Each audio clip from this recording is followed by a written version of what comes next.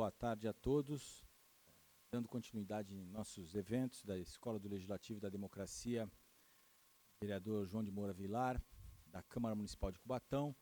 Hoje temos a presença da professora, a doutora Paula Ravanelli Lozada, procuradora municipal e presidente do Conselho da Condição Feminina da Mulher de Cubatão. A doutora Paula vai falar sobre o enfrentamento à violência contra a mulher e, sem mais delongas, eu vou passar a palavra para a doutora Paula. Fique à vontade. Obrigada, doutor Douglas Mateus. É um prazer estar aqui novamente, nesta Casa do Povo de Cubatão. É um prazer poder falar sobre esse tema, que é o enfrentamento à violência contra a mulher, porque nós estamos durante um período muito importante, que é chamado de 16 dias de ativismo pelo fim da violência contra a mulher. Esse período começou no último dia 25 de novembro, que foi o Dia Internacional de Combate à Violência contra a Mulher, e vai terminar no dia 10 de dezembro, que é o Dia Internacional dos Direitos Humanos. Essa campanha dos 16 dias de ativismo procura justamente mostrar a vinculação entre o tema da defesa da mulher com os direitos humanos, porque defender os direitos da mulher, né, é defender os direitos humanos. Nós não estamos falando de um grupo da sociedade, nós estamos falando de mais da metade da população mundial, sobretudo da população brasileira, inclusive da população aqui da nossa cidade, que é majoritariamente feminina. Portanto, se as mulheres, né, não têm os seus direitos respeitados, nós não estamos falando, né, de uma sociedade verdadeiramente democrática.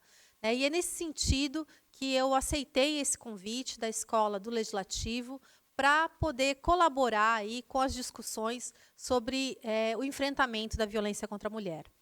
E eu quero começar essa exposição, né, chamando a atenção para por que a gente precisa falar sobre isso. Né? Eu tenho uma apresentação, que eu acredito que vão poder compartilhar na tela.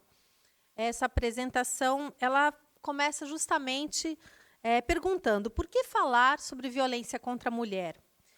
No Brasil, 1 a cada 3 mulheres já sofreu violência nas suas mais diversas formas.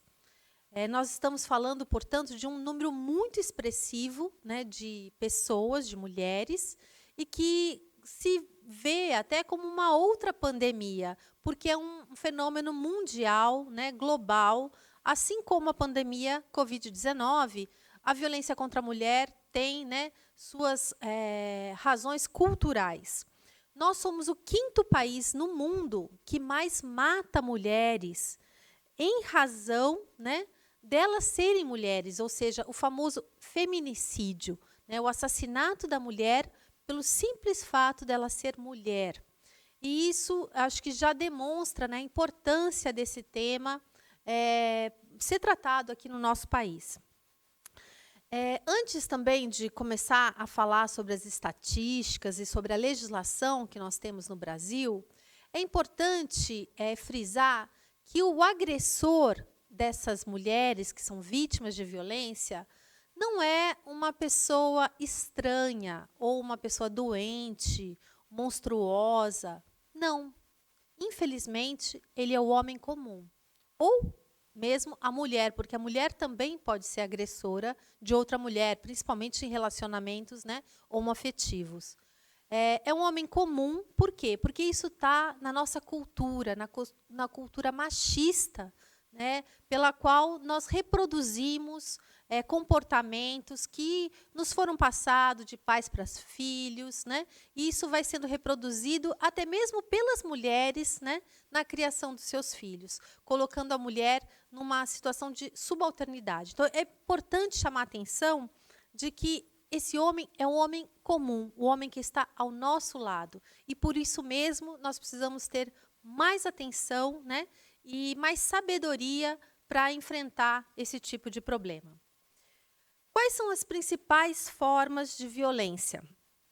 A violência doméstica, que é aquela que acontece dentro de casa, também chamada de violência familiar, o estupro, a importunação sexual, né, quando não chega a ser um estupro, mas é uma importunação, e o feminicídio, que eu acabei de mencionar.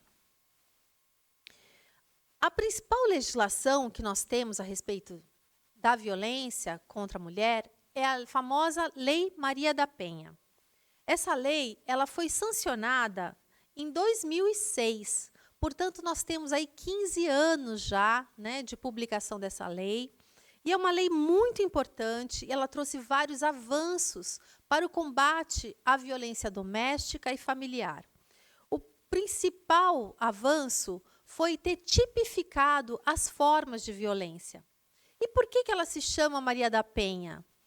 Porque não é uma razão positiva, no sentido de homenagem, né, a Maria da Penha, que é uma mulher que sofreu violência. Muito pelo contrário, né? Essa lei nasceu porque a Maria da Penha é uma farmacêutica nordestina. Ela sofreu 2 tentativas de assassinato.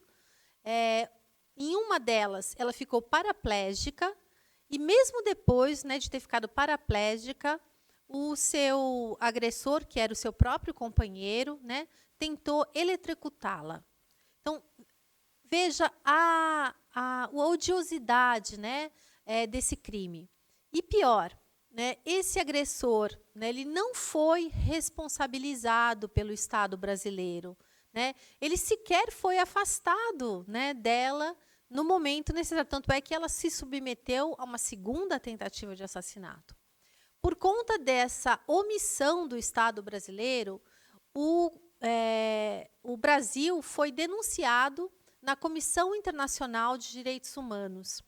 E, para não ser penalizado, o governo brasileiro, à época, apresentou esse projeto de lei, procurando trazer mais instrumentos, né, de proteção às mulheres, né, vítimas de violência, tornando mais célere, né, os processos, criando as medidas protetivas, que são medidas cautelares, né, para que as mulheres, de fato, né, estejam protegidas, né, desse tipo de violência que, como eu disse, é tão endêmica, né, na sociedade brasileira e do mundo.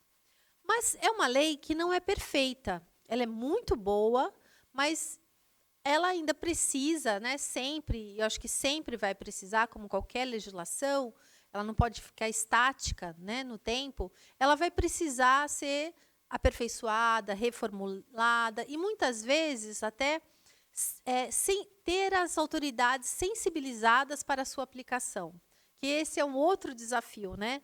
No Brasil não basta termos leis, né? É preciso que nós tenhamos direitos efetivamente garantidos. E, para isso, as autoridades públicas têm que cumprir as leis. E esse é um outro desafio que nós temos pela frente.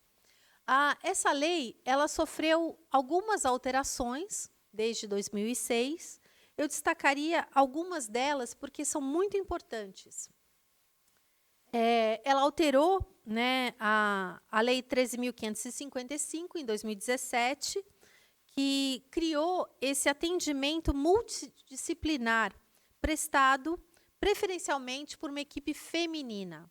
Ou seja, hoje, né, está garantido a todas as mulheres no território brasileiro que o Estado aqui entendido, né, não só como governo do Estado, mas prefeitura, governo do Estado e União, garantam, por meio de um Sistema Nacional de Política para as Mulheres, esse atendimento multidisciplinar, né, formado por uma equipe feminina que possa acolher a vítima de violência, possa orientá-la, instruí-la, né, e dar a ela a oportunidade de sair, né, desse ciclo de violência.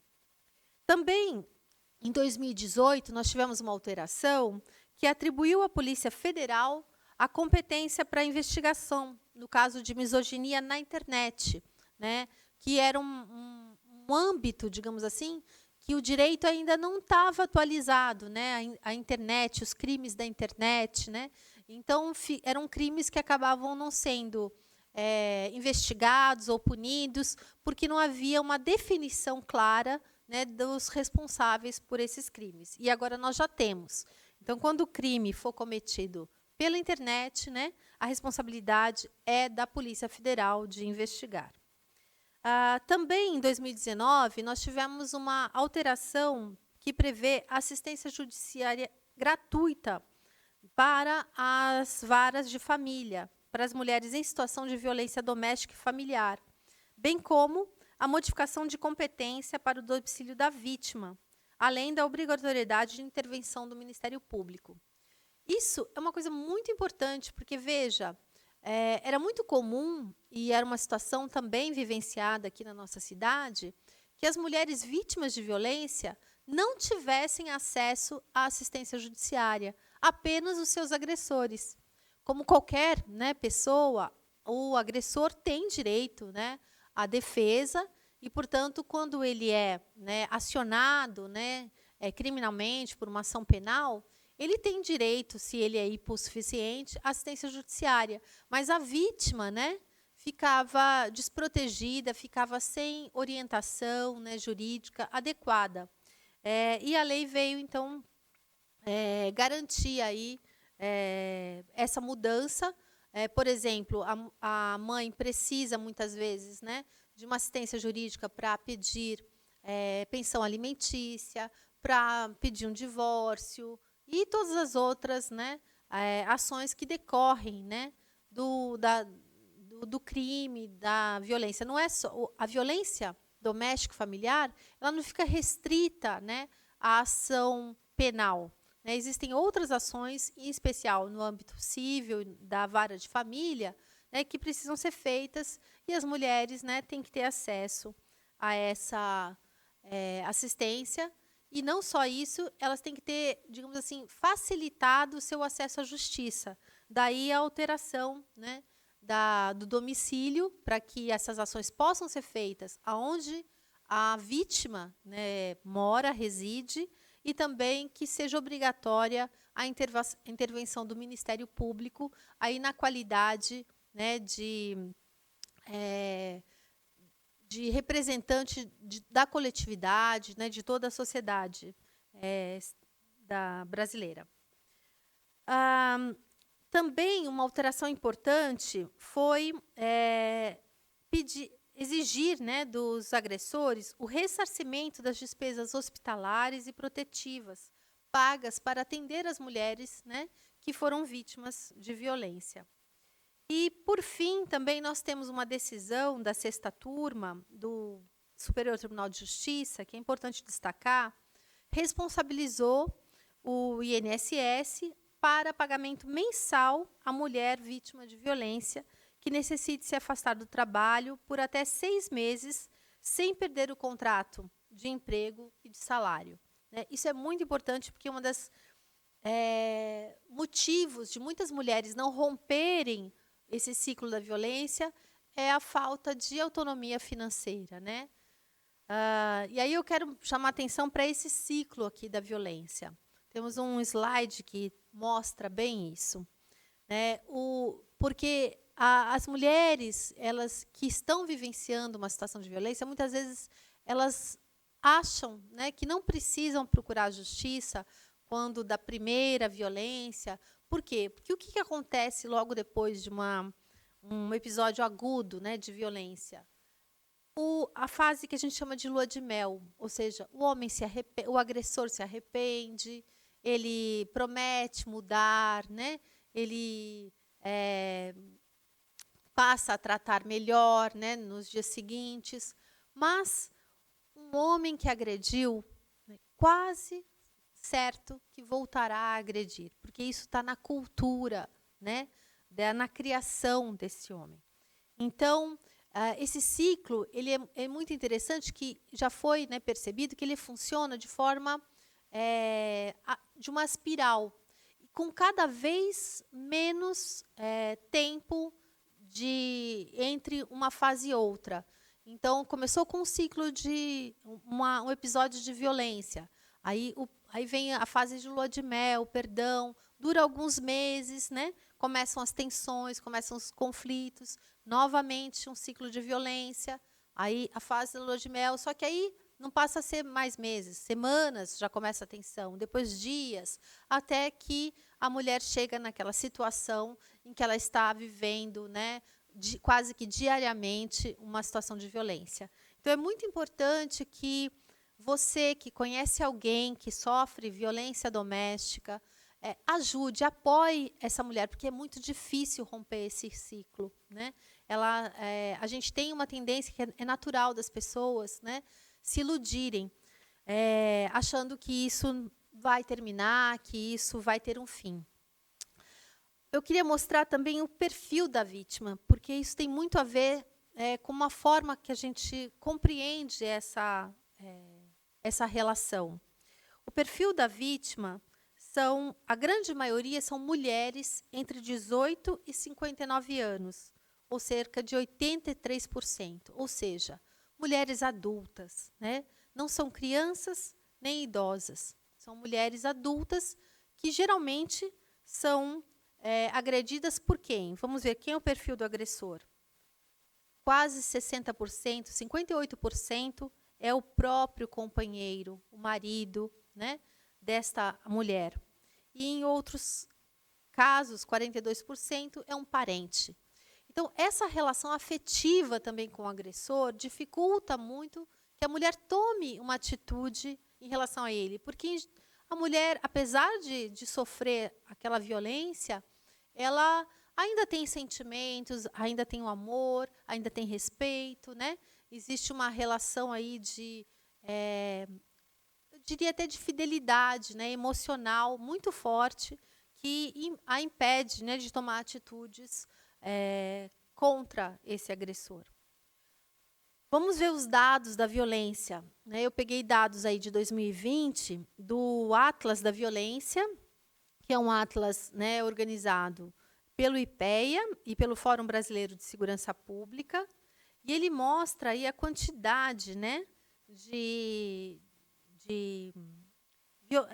episódios, né, de violência. Nós temos aí 4.519 mulheres assassinadas em 2018. Veja, 68% das vítimas eram negras. Daí a importância também da gente ter esse recorte de classe, né, de raça, né, porque não é por acaso, né, que as mulheres mais vulneráveis, né, sejam também a maioria das vítimas. Ainda que é possível afirmar que a violência doméstica e familiar, ela não encontra limites, né, em classe social, raça, gênero, porque, como eu disse, ela reside numa questão cultural. Mas as estatísticas escancaram, né, também o racismo, né, que nós temos na nossa sociedade e que faz com que as mulheres negras sofram mais, né, do que as outras nos episódios de violência.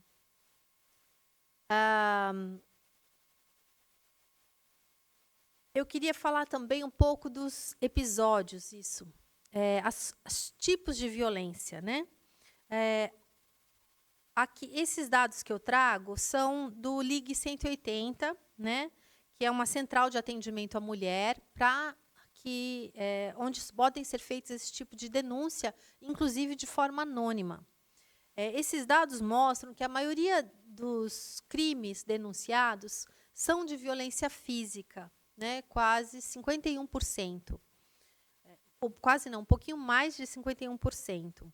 Mas nós temos um grande número também de violência psicológica, violência moral, cárcere privado, violência sexual, violência patrimonial e tráfico de pessoas.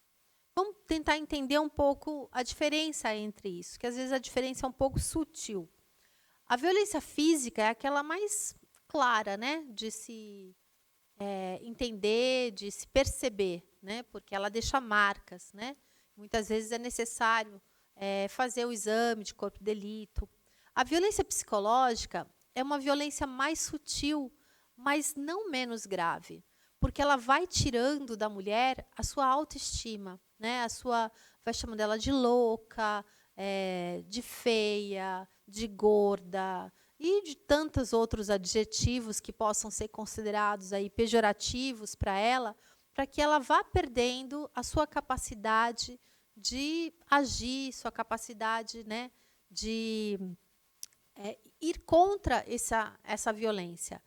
A violência moral já é quando você pratica algum crime contra a honra daquela mulher.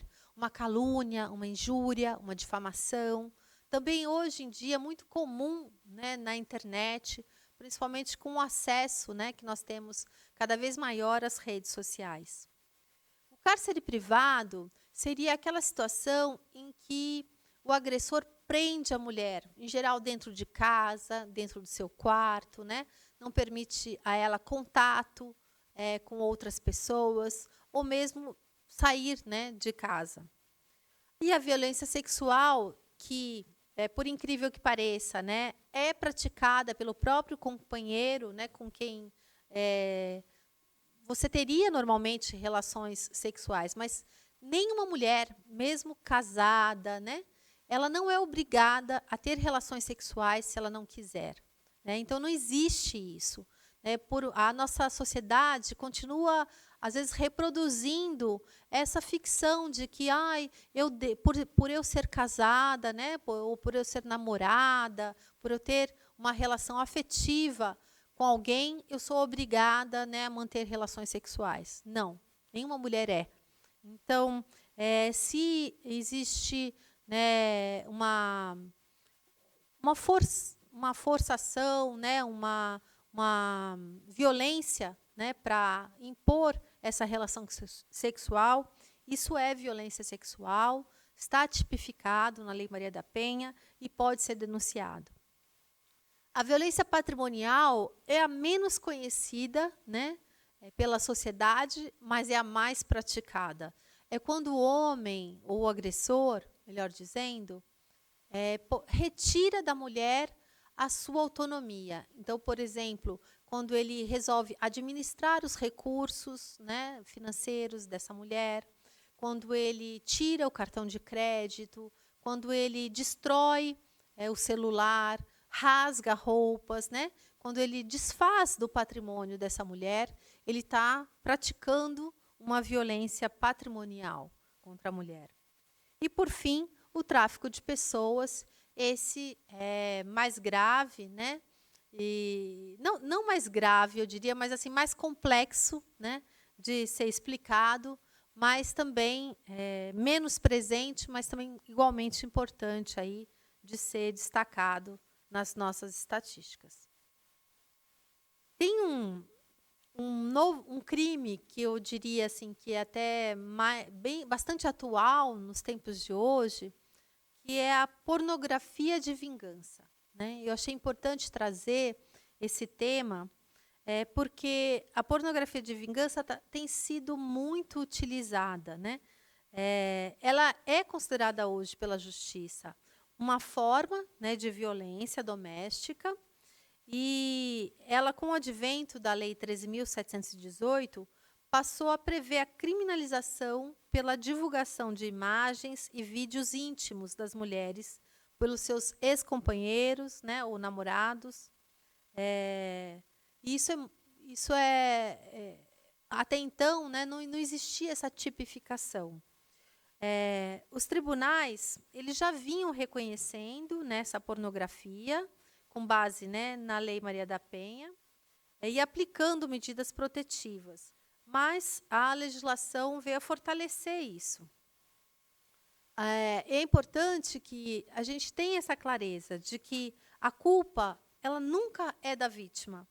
Então, por mais que a mulher, né, tenha permitido aqueles vídeos, aquelas imagens, né, a captação daquelas imagens, né, ela nunca o fez achando que isso seria, né, usado como forma de vingança, né, como seria publicado numa rede social, como forma de humilhar, né, e difamar, né, essa mulher.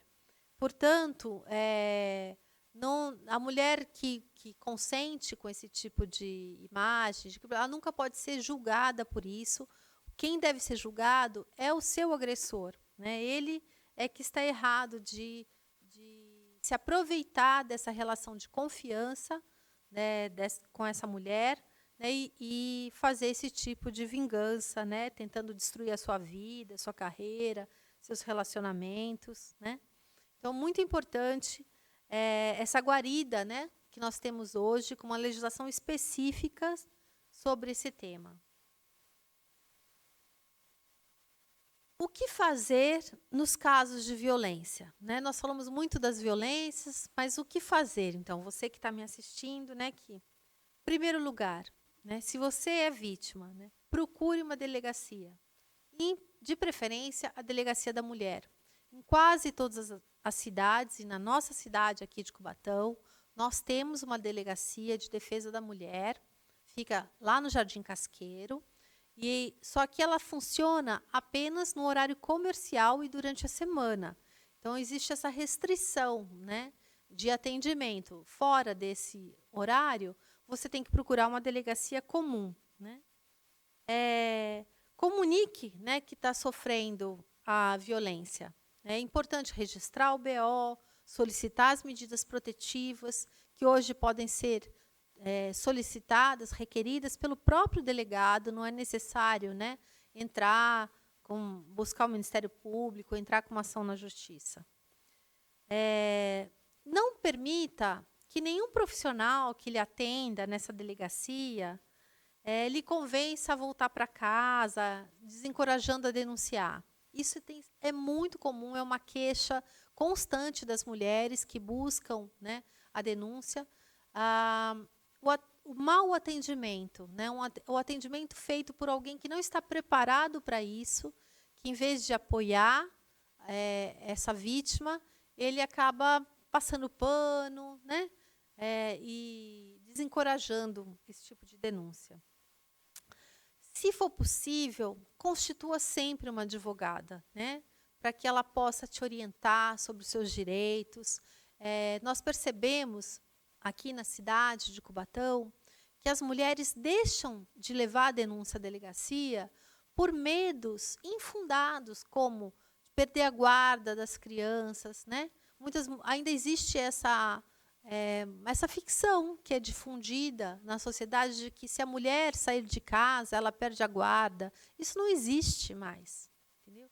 A mulher não vai perder a guarda porque ela saiu, né, de casa ou ela fugiu de uma situação de violência. Muito pelo contrário, né? Ao fazer isso, ela está protegendo os seus filhos. Saiba, né, que, em caso de violência sexual e física, haverá um encaminhamento para um exame de corpo de delito realizado no IML, né? E você pode também procurar, né, a Defensoria Pública, né? Existe um núcleo especializado que chama NUDEM, o Ministério Público e até mesmo diretamente o fórum, né, da sua cidade. Aqui na cidade de Cubatão, em 2019, nós tivemos à disposição das mulheres cubatenses um serviço de atendimento jurídico na Ordem dos Advogados do Brasil, na OAB de Cubatão. Era um plantão de atendimento às mulheres vítimas de violência. O objetivo desse plantão era esclarecer justamente as mulheres sobre como, né, seria o processo, como seria feita a denúncia, como seria feito o processo, que direitos elas tinham em relação à guarda, pensão, divórcio, divisão de bens e tudo mais que se envolver. A maior parte das mulheres que nós recebemos na OAB, e eu era presidente da Comissão da Mulher Advogada nessa época, era no sentido de mulheres que tinham ido à delegacia e não tinham conseguido fazer o boletim de ocorrência, registrar o boletim de ocorrência por algum motivo aí secundário, né? Então, as advogadas plantonistas, isso era um detalhe muito importante, acho que nosso plantão aqui em Cubatão foi pioneiro, porque garantiu que só mulheres advogadas atuassem nesse plantão, que era remunerado, né, com recursos da Prefeitura Municipal, por meio de um convênio que a Prefeitura tem com a OAB de Cubatão. Era um serviço muito bacana, muito interessante, né?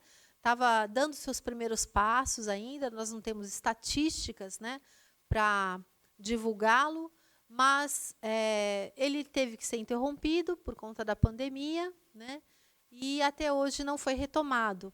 Então, imagino agora, né, a nova direção da Ordem dos Advogados do Brasil, que foi recentemente eleita aqui em Cubatão, talvez possa retomar essa atividade, esse serviço do plantão de atendimento jurídico gratuito às mulheres vítimas de violência na sede da OAB.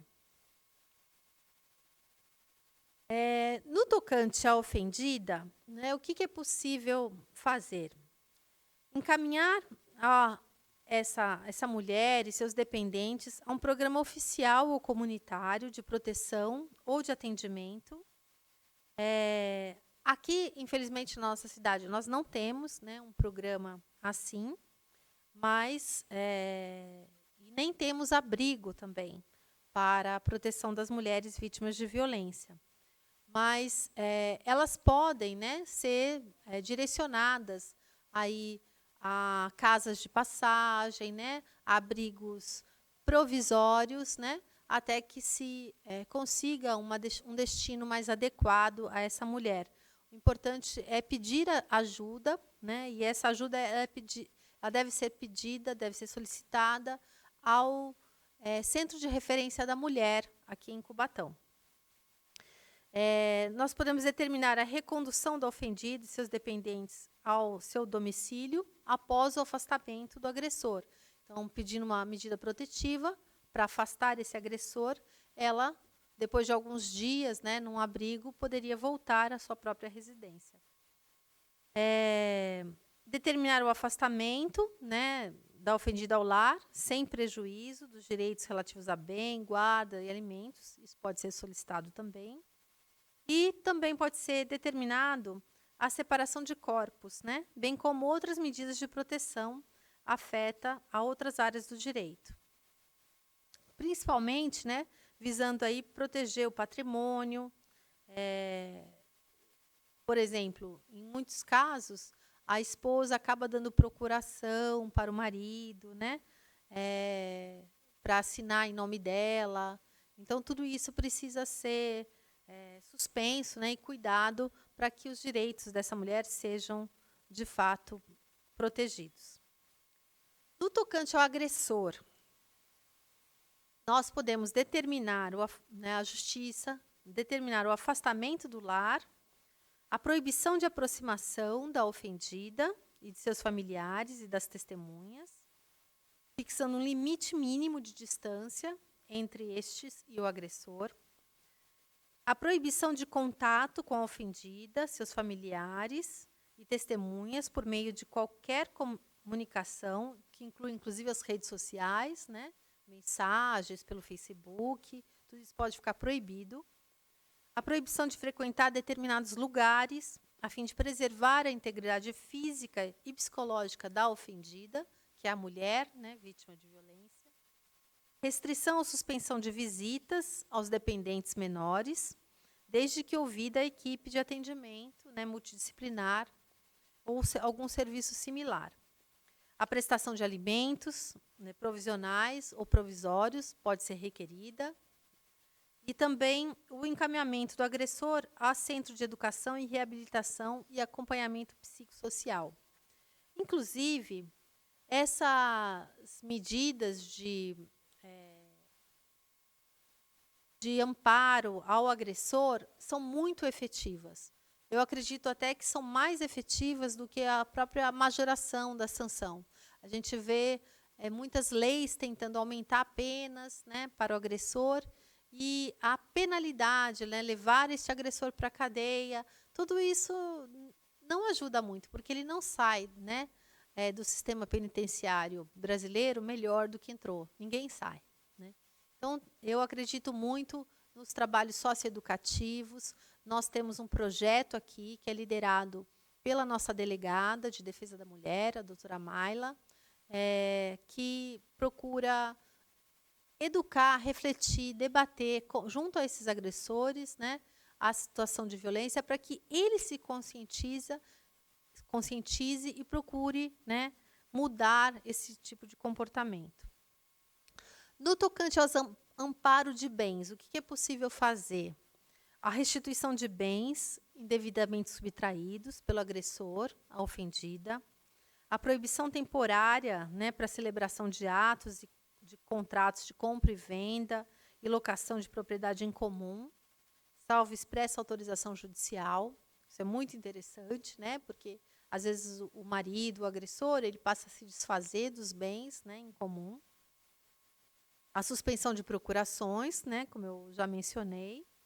Prestação de caução provisória mediante depósito judicial por perdas e danos materiais decorrentes da prática de violência doméstica familiar contra a ofendida, também é possível. Juizados especializados em violência doméstica e familiar contra a mulher, né? Embora previsto na lei, ainda não existe uma efetiva implementação em todo o território nacional desses juizados. Nós, aqui na cidade de Cubatão, não temos, por exemplo, né? No estado de São Paulo, são apenas 17, e nenhuma dessas na nossa região aqui da Baixada Santista. A ausência desse instrumento, que é a vara especializada, ele prejudica uma atuação célere, né? Porque o juiz que trata desse tipo de crime, desse tipo de processo, é o mesmo que trata de milhares de outros. Então, acaba não tendo uma especialização sobre esse assunto. Em regra, né, nas localidades em que não estejam instalados esses juizados especiais, o juiz criminal é o competente para todas as demandas, e em sede civil e também de família. A violência doméstica e alguns recortes. Eu gostaria de destacar aqui que a violência, ela não tem cor, ela não tem raça, ela não tem classe social. No entanto, é muito cristalino, né, que os maiores números apresentam-se entre as mulheres negras e pobres. Ainda sob esse recorte de gênero e sexo, temos que mulheres sofrem mais violência no recorte LGBT, ou seja, mulheres que são gays, lésbicas, né, sendo fático que números de lesbocídio, que é mulher, ou seja, mulheres lésbicas, né, assassinadas por suas companheiras, são superiores aos dos homicídios, né, entre homens, né, que têm uma relação afetiva. Isso é interessante também ver, né, quanto também nesse aspecto da relação homoafetiva, uma relação entre mulheres tem mais violência do que uma relação entre homens. Então, nessa linha de raciocínio, né, à margem da invisibilização estão as mulheres trans e travestis, que, em razão do gênero, deverão ser sempre tratadas e abarcadas à luz da Lei Maria da Penha. Então, a mulher trans, a travesti, do ponto de vista legal, elas são mulheres, né, como qualquer outra mulher. E, portanto, ela tem os mesmos direitos e a mesma proteção jurídica, né, assegurada às demais mulheres, em especial a da Lei Maria da Penha.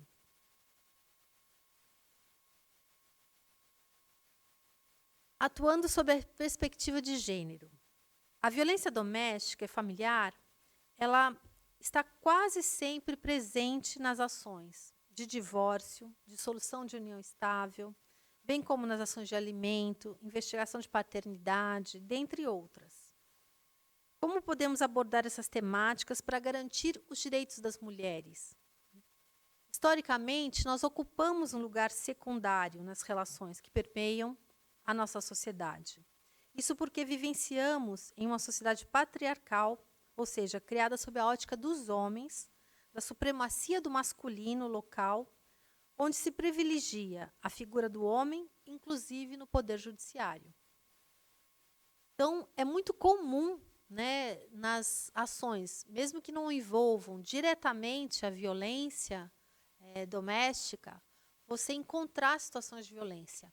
Um exemplo disso é aquela audiência, né, que repercutiu muito nas redes sociais, né, da Mariana Ferrer, que ela foi humilhada, né, numa audiência virtual, não só pelo juiz, pelo advogado da outra parte, né.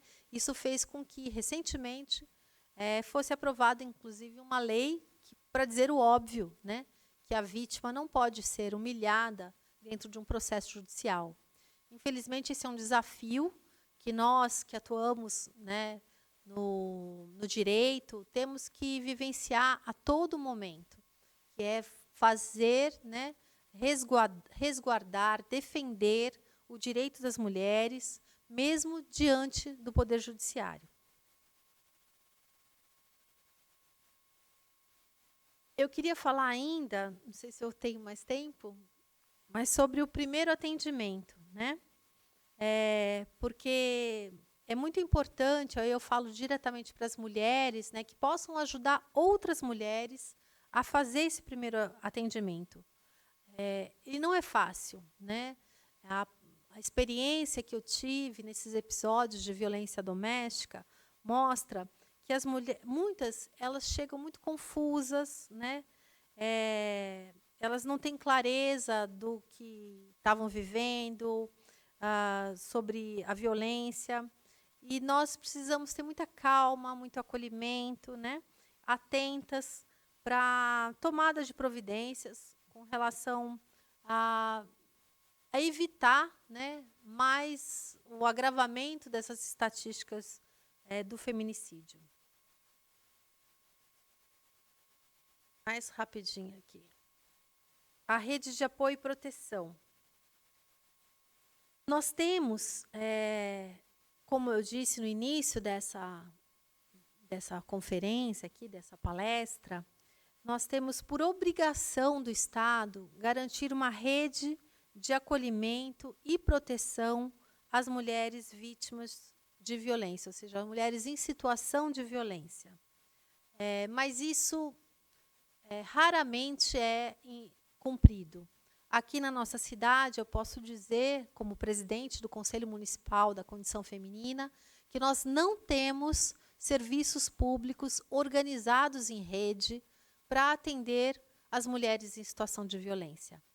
Temos um atendimento no CREAS, dentro do Centro de Referência da Mulher, temos atendimento no CAISME, mas eles não estão organizados em rede, de forma que a mulher, né, que chega na delegacia, ela muitas vezes tem dificuldade de ser encaminhada ao serviço social, ao serviço psicológico. E a Lei Maria da Penha, ela garante que esse atendimento deva ser multidisciplinar, deva ser integral, né, a essa mulher vítima de violência.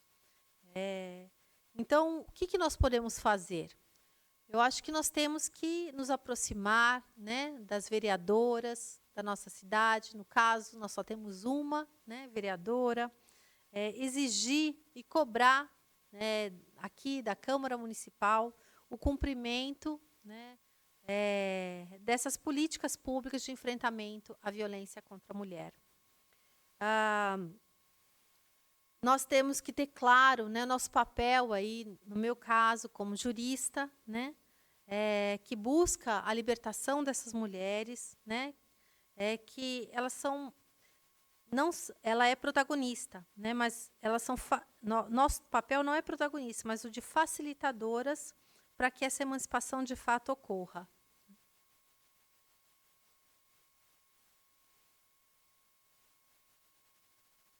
E, por fim, pode colocar só o último slide. E eu queria falar um pouco... Pode passar, pode ir para o último. Não, antes. Penúltimo, eu falei errado, né? Isso. Eu queria deixar aqui na tela, para vocês, inclusive, poderem anotar, né, antes de finalizar essa conferência, que é imprescindível ter com quem contar, né, e dividir essas experiências num momento de acolher as mulheres em situação de violência. Então, nós não estamos sozinhas, né? Apesar de serem poucos e precários, né?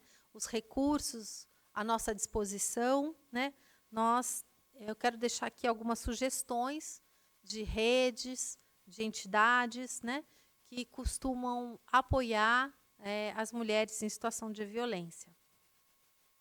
Aqui na nossa cidade, essas entidades são aqui da nossa região, da Baixada Santista. Aqui na nossa cidade, nós temos apenas o projeto das promotoras legais populares, do qual eu sou também uma das coordenadoras, que, infelizmente, foi suspenso, né, durante a pandemia, aí 2020, 2021, mas que nós pretendemos retomar no próximo ano, em alguma região, ainda não está definida, mas certamente vamos buscar aí uma região mais carente da nossa cidade, onde podemos implementar esse projeto, que é um projeto de capacitação em direitos e cidadania para as mulheres da nossa cidade. Um curso gratuito, de duração de quase 1 ano, né? São mais de 20 aulas, e ele deve ser realizado de forma híbrida, né? Com aulas presenciais e também transmitidas pela internet, como nós estamos fazendo hoje aqui, nesta aula da Escola do Legislativo Municipal de Cubatão. Muito obrigada. Doutora Paula, tem algumas perguntas aqui que foram encaminhadas pela Roseli, uma colega nossa, que trabalha aqui na Câmara. E eu vou tentar juntar assim também, para a gente não estender muito. Pedi para explicar um pouco mais sobre o Conselho da Condição, qual é a área de atuação, projetos para 2022, fiscalização que realiza. Tá. Quer que eu falo tudo agora e você... Não, acho que... Vamos aos poucos? acho que é melhor aos poucos. Também. O conselho, né? Não, eu agradeço, primeiro agradeço a Roseli pela pergunta. Assim, complementa bem, né, a minha fala, porque, de fato, eu tratei pouco aqui do Conselho Municipal da Condição Feminina, do qual eu sou atualmente a presidente. O Conselho Municipal ele foi criado na nossa cidade em 86, mas já foi reformulado a sua legislação. Nós somos um conselho com caráter consultivo, infelizmente não tem caráter deliberativo, e nós não temos um fundo municipal para gerir recursos públicos, né, em atendimento às políticas específicas para as mulheres. Então, uma das nossas reivindicações do Conselho, já há alguns anos, junto ao prefeito, é que ele encaminhe a criação de um fundo municipal de política para as mulheres, e que o Conselho Municipal possa ser o gestor desse fundo. Isso, inclusive, facilitaria a captação de recursos para essas políticas junto aos governos federal, estadual e a própria iniciativa privada, através de convênios, né, e termos de parceria. Nós sabemos que os recursos públicos são sempre escassos, portanto, é necessário modernizar a administração e criar instrumentos para que a gente possa captar recursos através de projetos, inclusive junto ao nosso polo industrial, a organismos internacionais, né? A situação de carência das mulheres em Cubatão permitiria esse tipo de projeto.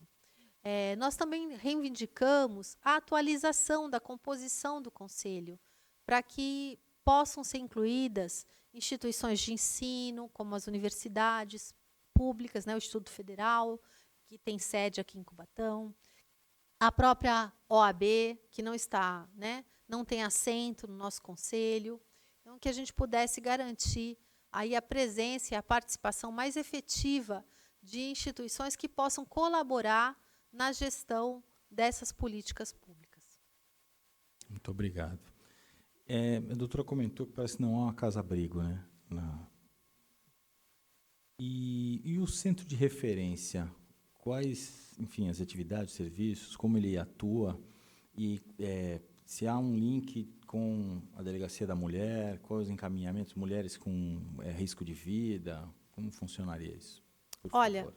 Então, nós temos um centro de referência da mulher só na placa.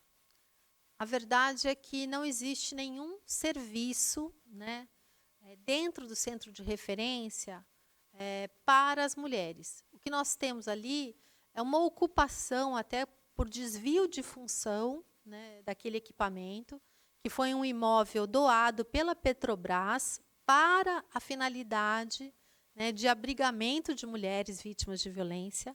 Esse imóvel foi desviado de função e hoje abriga diversos conselhos. Conselho da Criança, Conselho da Mulher, Conselho da Assistência Social, né? Virou uma casa dos conselhos. Nós não temos nada contra os conselhos, muito pelo contrário, né? Nós somos também um conselho e acreditamos que os conselhos têm que ter estrutura e apoio administrativo. Mas isso não deve ser feito dentro do imóvel do Centro de Referência da Mulher. Ali deve ser um imóvel, né, destinado a políticas específicas, principalmente para as mulheres vítimas de violência, como cursos de capacitação para geração de emprego e renda, para que permita a essa mulher romper esse ciclo de violência. Palestras, né, rodas de conversa, com uma equipe multidisciplinar, né, porque nós sabemos que a situação de violência é uma situação complexa, né, não é um atendimento que vai permitir ou capacitar essa mulher para enfrentar esse problema. A violência física que a gente enxerga, em geral, é a ponta de um iceberg de violências, né, que essa mulher sofreu durante anos, e muitas vezes a mãe dela, a avó dela, e ela traz, né, essa cultura, ela traz essa projeção, né, para a própria vida, reproduzindo, né, relações desiguais, né, que nós temos na nossa sociedade entre homens e mulheres. Então, é muito importante que a gente possa recuperar o Centro de Referência da Mulher aqui em Cubatão, para que ele tenha a destinação para o qual ele foi construído, né, e efetivamente implantado aqui na nossa cidade. Há muito trabalho a ser feito, então. Com certeza, por montar. Mas nós temos experiências muito positivas, Dr. Douglas, aqui em cidades próximas. Por exemplo, Santos. Santos tem uma casa-abrigo. Então, talvez, nós já tivemos aqui em Cubatão uma casa-abrigo, há alguns anos atrás, durante a gestão da professora Márcia Rosa. Mas talvez não seja o caso, né, de ter uma casa-abrigo aqui em Cubatão, porque é um tipo de equipamento que ele não precisa existir em todos os municípios brasileiros. É um tipo de equipamento que pode ser compartilhado regionalmente pelas cidades da região. Então, eu acredito que nós poderíamos, por exemplo, estabelecer um convênio, né, com a Prefeitura de Santos, com a Prefeitura de São Bernardo, que também tem uma casa-abrigo, para que possamos usar essa casa-abrigo. Agora, é preciso ter um convênio, é preciso ter uma relação construída, é preciso ter recursos, né, para custear também os custos. Muitas vezes você tem que levar essa mulher até a casa-abrigo, ou levar essa mulher até uma pessoa mais próxima, um parente mais próximo, né? Porque é muito comum nessas situações de violência que o homem traga a mulher, né, para um ambiente em que ela fique longe, né, de qualquer relacionamento com seus amigos, familiares, e, em geral, ela se encontra sozinha. Então, é preciso restabelecer essas conexões afetivas, até para que ela tenha apoio, né, emocional, para romper com esse ciclo de violência. Essa construção de políticas é bastante complexa, até por isso eu disse que é muito trabalho a ser feito. Doutora Paula, eu quero agradecer sua presença, eu vou pedir que faça suas últimas alegações. Perfeito. Eu agradeço. O que eu queria dizer, gente, é que tudo isso que eu trouxe aqui pode parecer muito utópico, né? Muito ideal, mas é possível. Com poucos recursos, nós podemos fazer muito pelas mulheres da nossa cidade. Eu me inspiro no trabalho, por exemplo, da Rede de Proteção e Atendimento de Praia Grande, que simplesmente unificou o contato, a comunicação entre vários serviços públicos, do governo do Estado, da Prefeitura e até mesmo do governo federal, para garantir que uma mulher, né, possa ser bem atendida em todos esses níveis de governo. Então, é possível fazer, né, nós temos bons exemplos, exemplos que estão aqui ao nosso lado, né, e que nós podemos implementar na nossa cidade. Mas nós precisamos de mais mobilização das mulheres, mais apoio político dos vereadores e da vereadora desta casa, para que a gente possa implantar essas políticas e garantir aí uma vida sem violência para as mulheres de Cubatão. Lembre-se que nós estamos neste período dos 16 dias de ativismo, e eu convido você, mulher que está nos assistindo, a curtir, comentar, compartilhar essa live com uma pessoa que você conheça, que precise de acessar essas informações que eu pude dar aqui e que possa se engajar também em alguma rede, em alguma atividade de apoio a outras mulheres que sofrem violência doméstica aqui na nossa cidade. Muito obrigada. Conte sempre com o Conselho Municipal da Condição Feminina. As nossas reuniões são ordinárias, realizadas mensalmente, sempre na segunda quarta-feira do mês, e são transmitidas pela internet, através das nossas redes sociais, nosso canal do YouTube. Então, nos siga nas redes sociais, né? @CMCF, Conselho Municipal da Condição Feminina, Cubatão. É isso. Obrigada. Muito obrigado, doutora Paula. Agradecer mais uma vez sua disponibilidade de estar aqui. Acho que trouxe questões extremamente importantes. Eu estava pensando, enquanto a doutora falava, outro dia nós estivemos aqui com o Dorival, conversando sobre racismo institucional, e cada vez mais eu me aproximo da sociologia, porque a construção do nosso país nos legou muito trabalho, né, uma tentativa de desconstruir muitos dos problemas que nós temos hoje. Eu agradeço mais uma vez a doutora Paula Ravanelli, presidente do Conselho Municipal da Condição Feminina, procuradora municipal. Agradeço a todos que nos acompanharam. A Escola do Legislativo também caminha para suas últimas atividades nesse ano. Na próxima semana, devemos receber a secretária de Habitação, doutora Andrea Castro, que vai nos falar sobre a regularização fundiária e os projetos desenvolvidos na nossa região nos últimos anos. Eu já agradeço a presença de todos, muito obrigado, boa tarde.